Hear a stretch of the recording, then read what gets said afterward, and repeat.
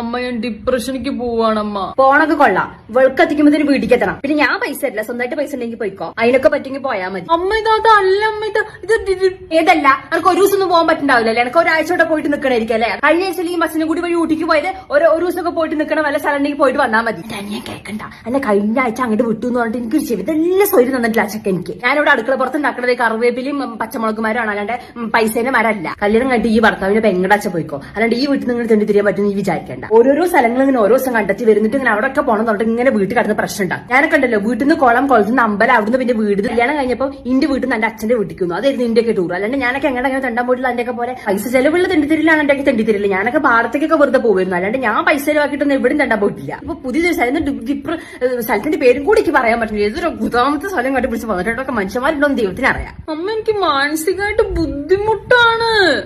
എന്ത് മാനസിക വിഷമം? മാനസിക വിഷമം ഉണ്ടാകുമ്പോൾ തെണ്ടാൻ നോക്കാൻ. മാനസിക